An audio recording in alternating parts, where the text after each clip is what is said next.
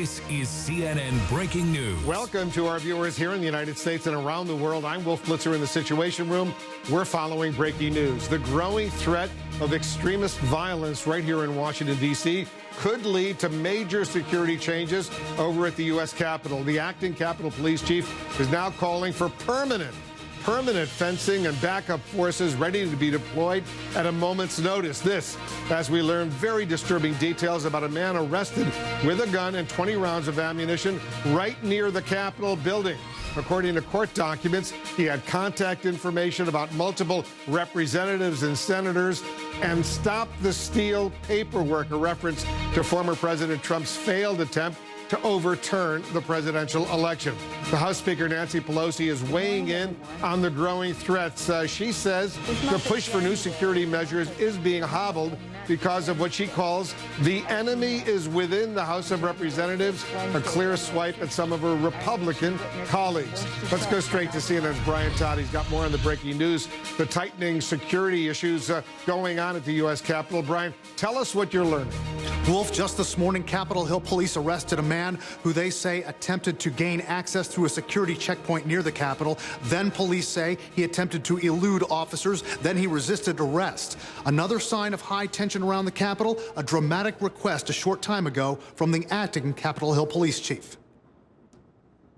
Strong signs of a Capitol on edge tonight. The acting Capitol Hill police chief says she'll request that fencing around the Capitol be permanent and that backup security forces should be stationed close to the Capitol, ready to deploy quickly. The request got immediate brushback from Democratic Congressman Jake Auchincloss, who said, quote, "It is a mistake to turn the home of our democracy into a fortress."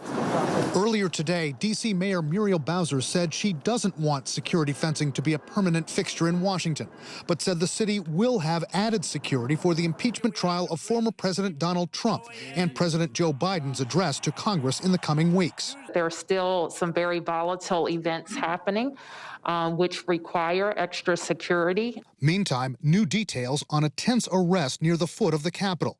A man from West Virginia taken into custody by Capitol Hill police after parking his car in the middle of this intersection. Police say he had in his car a handgun and 20 rounds of ammunition, that he had literature with him saying "Stop the Steal," a list of lawmakers with contact information, and that he was shouting at National Guardsmen protecting the Capitol. The man's pleaded not guilty to 3 weapons charges. It comes as more than 30 members of the House, worried about their safety after the January 6th assault on the Capitol, appealed to Speaker Nancy Pelosi for more flexibility in spending their allowances on protection, including security for them in their home districts. Pelosi said she's working on it, but then made a stunning comment. The enemy is within the House of Representatives, a threat that members are concerned about, in addition to what is happening outside. Pelosi was asked what she meant by that. It means that we have members of Congress who want to bring guns on the floor and have threatened violence on other members of Congress. Pelosi didn't say who specifically she was referring to. Capitol Police did investigate an incident last week when a Republican lawmaker was stopped by a metal detector from bringing a concealed gun onto the House floor. That Congressman, Andy Harris, hasn't commented on the incident. There's no indication Harris meant to harm anyone. But experts say members of Congress face other threats in the wake of the Capitol attack. The risk here is that lone actors will, take this opportunity to, further an ideology by a single violent act, whether that is, engaging in some sort of, physical harm, destruction of property. This comes as investigators are still scrambling to identify who left pipe bombs outside Republican and Democratic headquarters on January 6th. A top ATF official telling CNN the mysterious would-be bomber remains a serious threat. This person may not be from the region and may be from other parts of the country. We could potentially be building more bombs right now. And just a short time ago in federal court here in Washington, a pretty dramatic moment. The chief judge of the federal court here in Washington, Judge Beryl Howell, ruled that Richard Barnett, the man who bragged about putting his feet up on House Speaker Nancy Pelosi's desk during the riots, that Mr. Barnett should stay in jail as he awaits trial. Judge Howell also scolded other defendants in the Capitol riots cases, saying, quote, "This was not a peaceful protest. Hundreds of people came to Washington, D.C. to disrupt the peaceful transfer of power." That man, Richard Barnett has not entered a plea, but he did speak to the court today, saying that he has simple explanations for what happened and that he's a good man. Wolf? Brian Todd reporting for us. Brian, thank you. Let's get some new details right now about a meeting between the former President Donald Trump and the House GOP leader Kevin McCarthy.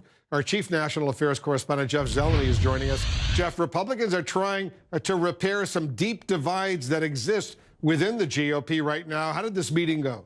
Wolf, just a week after Donald Trump left office in disgrace as only the second president in U.S. history to be impeached, many Republicans were eager to turn the page and reclaim their party. But House GOP leader Kevin McCarthy made clear today it is still the party of Trump, as he asked for the former president's help winning back the House majority in 2022 in another sign of the deep disarray in the GOP. The American flag is proudly waving today at former President Trump's Mar-a-Lago resort. But the shining sun belies the storm brewing inside the Republican Party. Kevin McCarthy, the House GOP leader, made a pilgrimage to Florida, hoping to get back into the former president's good graces after angering Trump following the deadly attack on the Capitol. The president bears responsibility for Wednesday's attack on Congress by mob rioters. McCarthy has been backpedaling ever since, making clear he still sees Trump as the leader of the Republican Party, a view not shared by Senate Minority Leader Mitch McConnell, who hasn't spoken to Trump in more than a month. The Mar-a-Lago meeting was focused on taking back the House in 2022, Trump aide said in a statement, adding, his endorsement means more than perhaps any endorsement at any time. With his looming impeachment trial, Trump remains front and center in the Republican Party, even as it faces an identity crisis.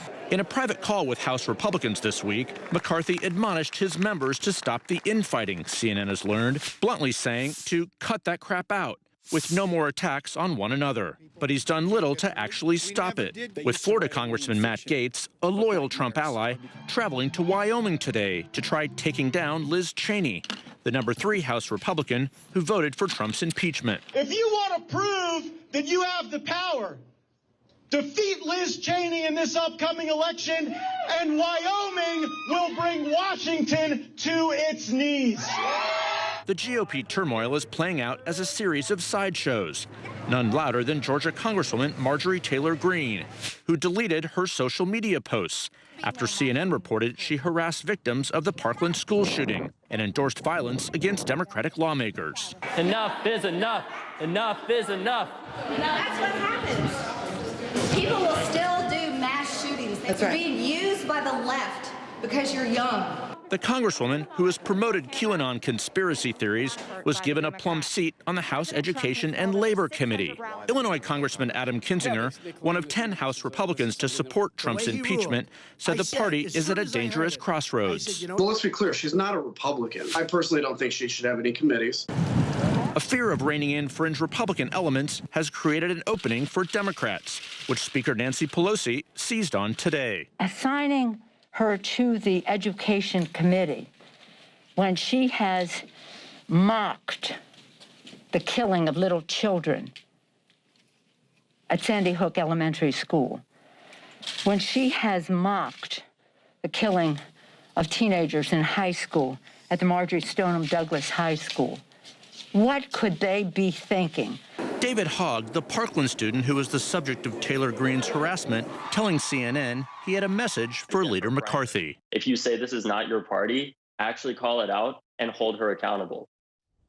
Now, in a statement tonight, Congresswoman Greene brushed off the criticism and defended her actions, saying, they are coming after me because they know I represent the people, not the politicians. They are coming after me, she says, because like President Trump, I will always defend conservative values. They want to take me out because I represent the people, and they absolutely hate it. Now, well, for all these questions inside the GOP, one thing is clear. President Trump, former President Trump, is here to stay. Yeah.